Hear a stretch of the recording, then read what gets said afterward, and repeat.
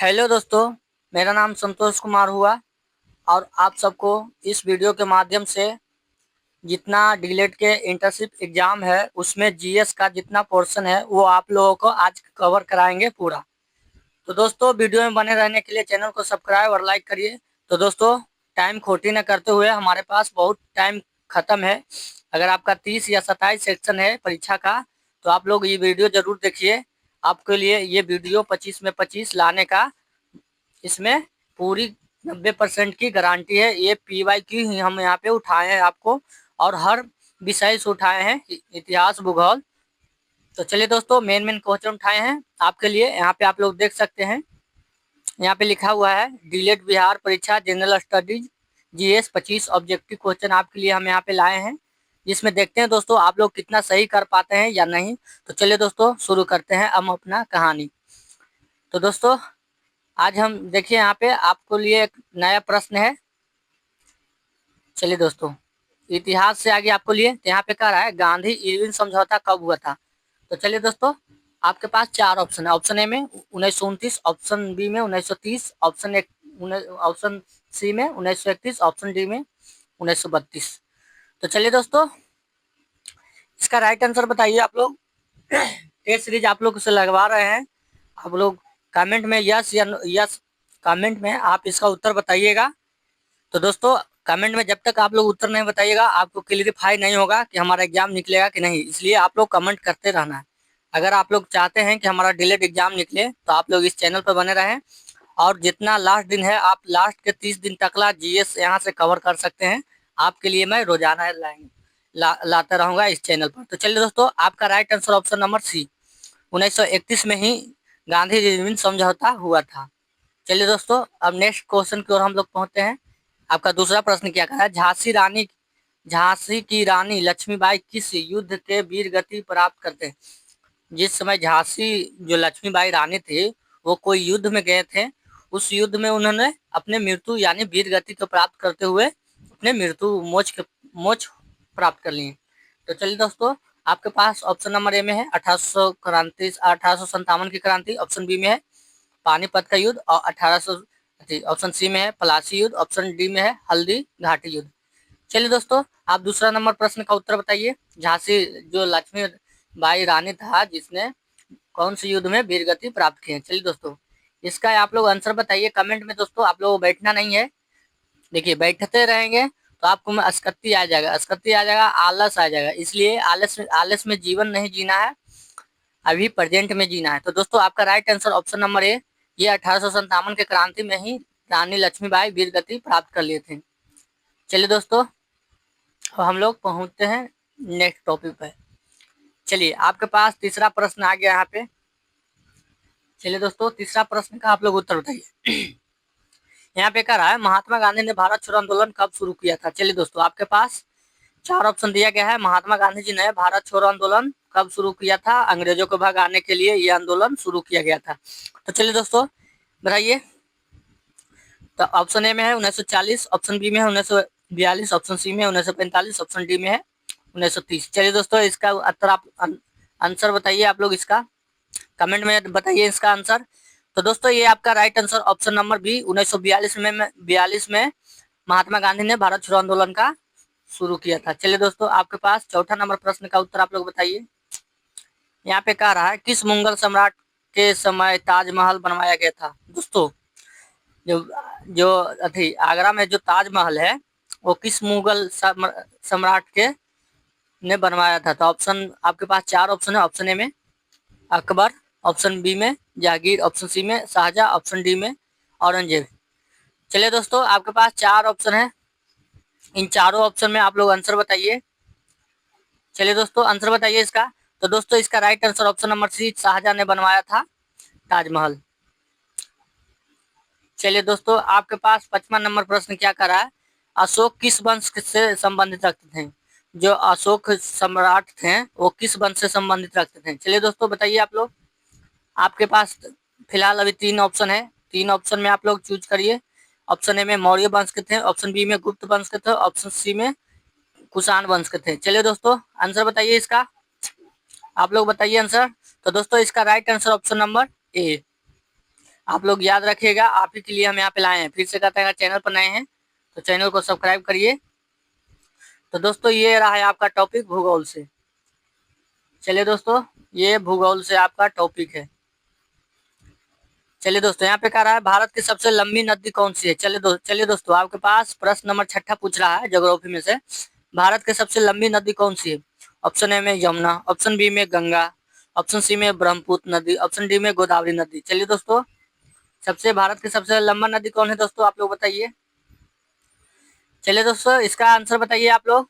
आप भारत में रह के भारत के सबसे लंबा नदी के बारे में नहीं जानते हैं तो ये आपके लिए अशुभ बात है। चलिए दोस्तों, अगर एग्जाम पास करना है तो आप लोगों को इस पे धैर्य बना के वीडियो देखते रहना है और अपने आसपास समझते रहना है। तो चलिए दोस्तों, इसका right answer option number B, ये गंगा नदी भारत की सबसे बड़ी नदी है। चलिए दोस्तों, आगे हम 7वां नंबर प्रश्न की ओर चलते हैं। यहाँ पे कह रहा है 7वां नंबर प्रश्न, सतलुज नदी किस नदी का सहायक है। चलिए दोस्तों, सतलुज नदी किस नदी के सहायक है। तो ऑप्शन ए में गंगा, ऑप्शन बी में यमुना, ऑप्शन सी में सिंधु, ऑप्शन डी में ब्रह्मपुत्र। चलिए दोस्तों, सतलुज नदी किस नदी के सहायक है, आप लोग बताइए। इसका आंसर बताइए, आंसर बताइए आप लोग। तो दोस्तों, ये आपका राइट आंसर सिंधु नदी जो सतलुज नदी के सहायक है। चलिए दोस्तों, आगे हम चलते हैं। चलिए दोस्तों, आगे हम आपके पास यहाँ पे आ गया 8वां नंबर प्रश्न आपके पास हाजिर हो गया। यहाँ पे कह रहा है भारत में काजीरंगा राष्ट्रीय उद्यान किस राज्य में है। भारत में काजीरंगा राष्ट्रीय उद्यान किस राज्य में है। चलिए, ऑप्शन ए में असम, ऑप्शन बी में झारखंड, ऑप्शन सी में पश्चिम बंगाल, ऑप्शन डी में उड़ीसा। चलिए दोस्तों, इसका उत्तर आप लोग बताइए।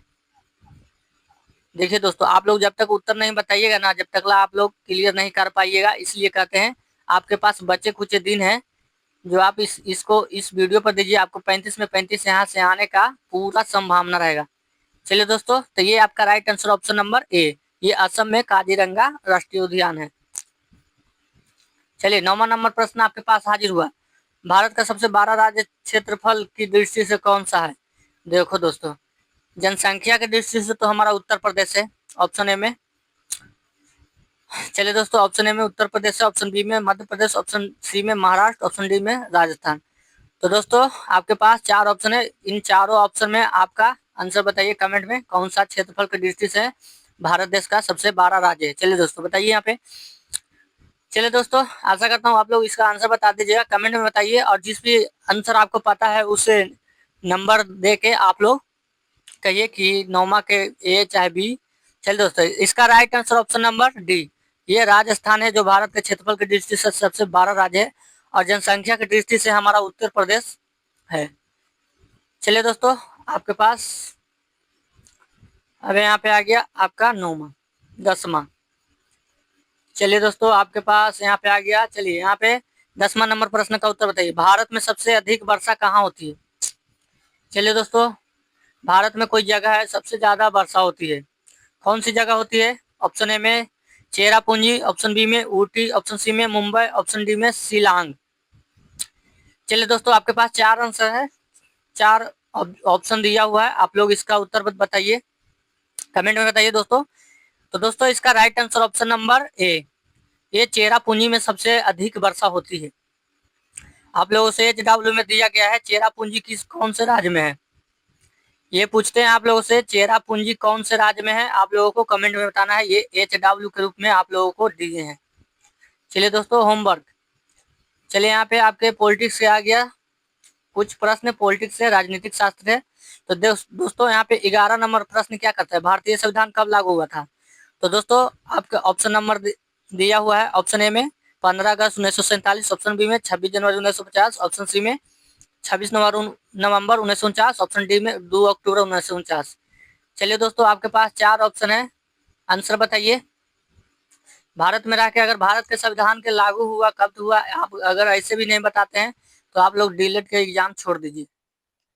तो चलिए दोस्तों, बताइए। तो ये आपका right answer option number B, 26 जनवरी 1950 को हमारा भारत देश में संविधान लागू हुआ था। अब चलिए दोस्तों, अब अगला प्रश्न की ओर हम लोग बढ़ते हैं।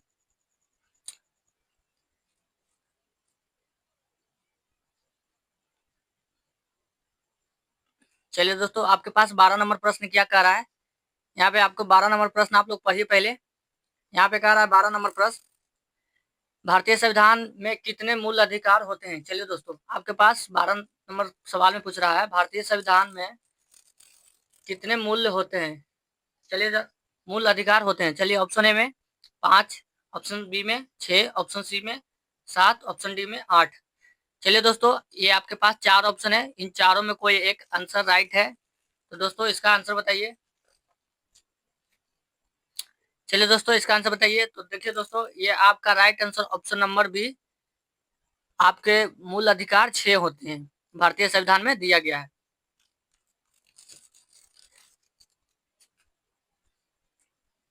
चलिए दोस्तों, अब आगे हम लोग बढ़ते हैं। 13 नंबर प्रश्न हमारा क्या कर रहा है, आप लोग पढ़िए यहाँ पे। तो दोस्तों 13 नंबर प्रश्न क्या कर रहा है हमारा, भारत का राष्ट्रपति कितने वर्षों के लिए चुनाव, देखिए भारत का राष्ट्रपति कितने वर्षों के लिए चुना जाता है। जो भारत के राष्ट्रपति रहते हैं वो कितने कार्यकाल वर्ष के लिए होते हैं दोस्तों। तो आपके पास ऑप्शन ए में 4 वर्ष, ऑप्शन बी में 5 वर्ष, ऑप्शन सी में 6 वर्ष, ऑप्शन डी में आजीवन। चलिए दोस्तों, आपके पास 4 ऑप्शन है, आंसर बताइए दोस्तों आप लोग। चलिए आप लोग आंसर बताइए। तो दोस्तों, भारत में राष्ट्रपति का 5 वर्ष तक का निर्धारण किया गया है, कैद या उनका कोई भी समय निर्धारण किया गया है। चलिए दोस्तों, आपके पास 14 नंबर प्रश्न पूछा जा रहा है, राज्यसभा में अधिकतम कितने सदस्य हो सकते हैं। चलिए, राज्यसभा में कितने अधिकतम हो सकते हैं, अधिकतम कितने सदस्य हो सकते हैं। चलिए दोस्तों, ऑप्शन ए में 250, ऑप्शन बी में 245, ऑप्शन सी में 238, ऑप्शन डी में 275। चलिए दोस्तों, आपके पास 4 ऑप्शन है। चलिए आंसर बताइए इसका, आप लोग कमेंट में बताइए। तो दोस्तों इसका right answer option number A, तो दोस्तों इसका right answer option number A 250 सदस्य होते हैं राज्यसभा में।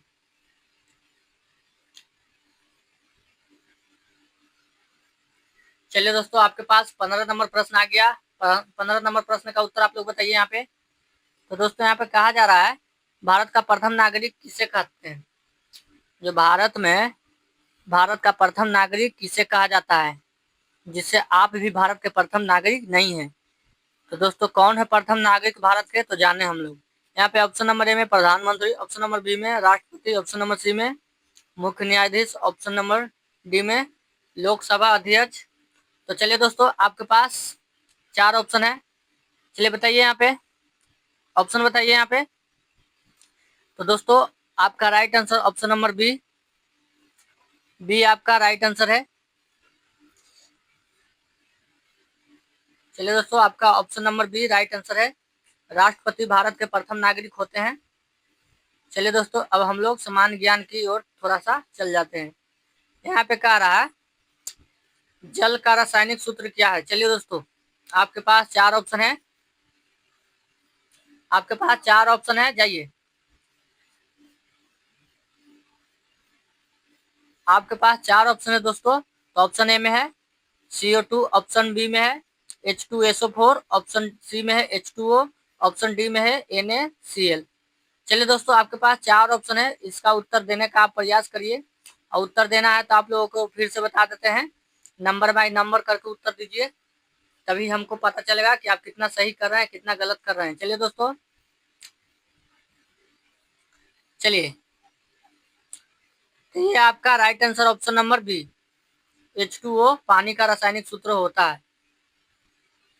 चलिए दोस्तों, आगे हम लोग अब बढ़ते हैं। चलिए दोस्तों, यहाँ पे कह रहा है,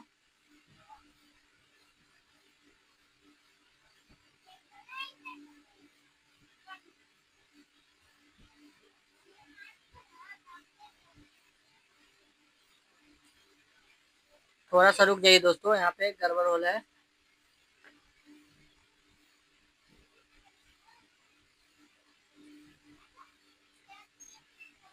ये क्वेश्चन यहाँ पे आ गया है, आप लोग थोड़ा सा सॉरी चाहते हैं। देखिए दोस्तों, यहाँ पे इस क्वेश्चन को आप लोग पहले पढ़िए। सूर्य ऊर्जा उत्पन्न करता है, ये आपका क्वेश्चन है। यहाँ पे सूर्य ऊर्जा उत्पन्न करता है। तो चलिए दोस्तों, हम लोग आगे बढ़ते हैं।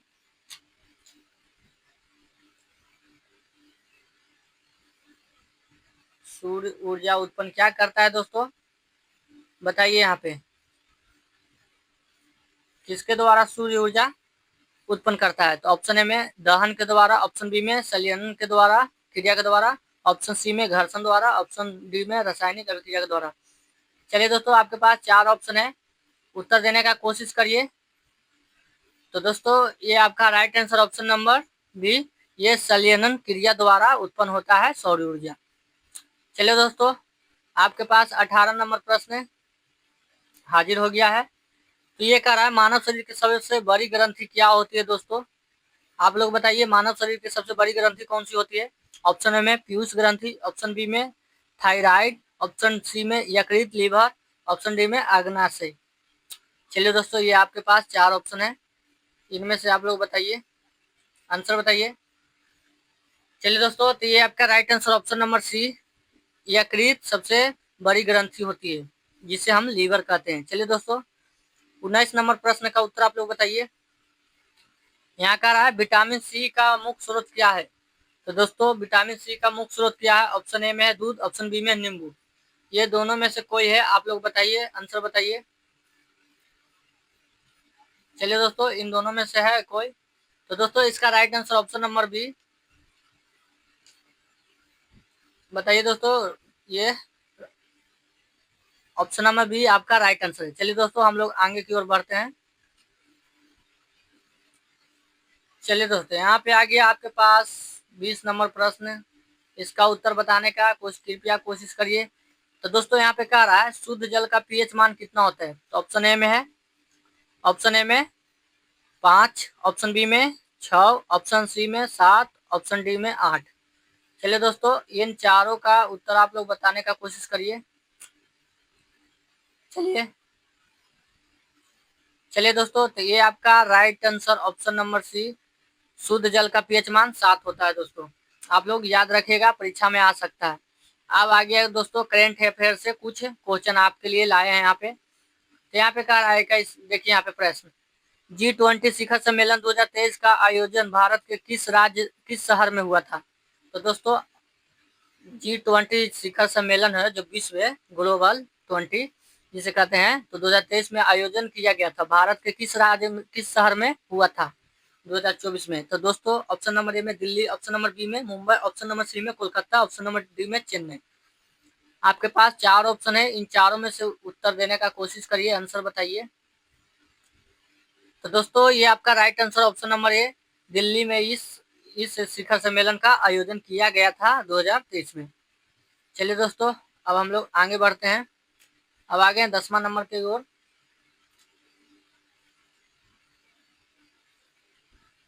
चलिए दोस्तों, यहाँ पे कह रहा है, आप लोग यहाँ पे 22 नंबर पर पहले प्रश्न पहले यहाँ पे रुक जाइए। तो दोस्तों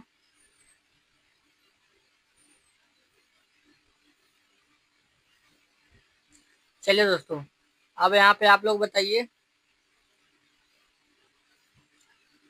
यहाँ पे आप लोगों का 22 नंबर प्रश्न आगे आपके सामने हाजिर हो गया दोस्तों। तो यहाँ पे कह रहा है भारत में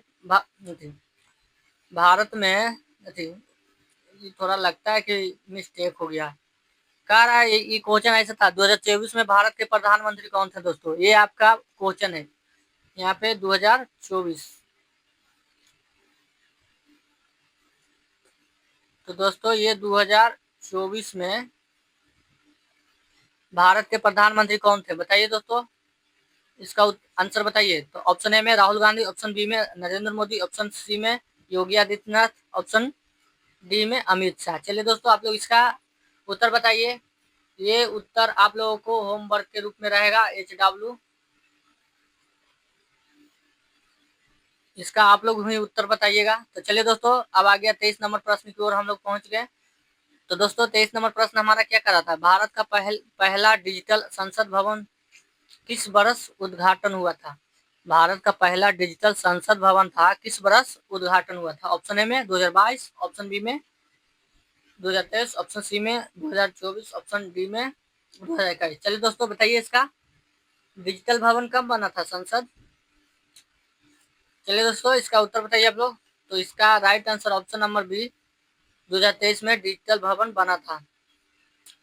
चलिए दोस्तों, आपके पास यहाँ 24 नंबर प्रश्न का रहा है, 2024 का ओलंपिक खेल कहाँ हो रहा है, हुआ था, इसका पूछने का यह मतलब है। चलिए दोस्तों, आपके पास, चलिए यहाँ पे आपको यहाँ पे बताना है। ऑप्शन दिया हुआ 4 गो। ऑप्शन ए में टोक्यो, ऑप्शन बी में पेरिस, ऑप्शन सी में बीजिंग, ऑप्शन डी में लॉस एंजलिस। चलिए दोस्तों, ये 4 ऑप्शन है आपके पास। चलिए उत्तर बताने का कोशिश करिए। तो दोस्तों, इसका right answer option number B, ये पेरिस में हुआ था। चलिए यहाँ पे आ गया 25 नंबर और आज का। तो दोस्तों, हर कभी की भांति इसको भी चंद्रयान 3 मिशन को सफलतापूर्वक कब लैंड किया गया था, इसको आप लोगों को होमवर्क के लिए हम दे रहे हैं। 4 होमवर्क दिए हैं आप लोगों के लिए। आप लोग यहाँ पे जल्द से जल्द होमवर्क करके हमारे कमेंट में इसका बताइए उत्तर। अगर आप सीरियस कैंडिडेट हैं, अगर आप पढ़ना चाहते, अगर आप एग्जाम को क्वालिफाई करना चाहते हैं, तो आप इसका उत्तर जरूर दीजिएगा। और चैनल पर नए हैं तो चैनल को सब्सक्राइब और लाइक और शेयर करना है तो कर दीजिए। थैंक यू, धन्यवाद दोस्तों, आप सबको धन्यवाद।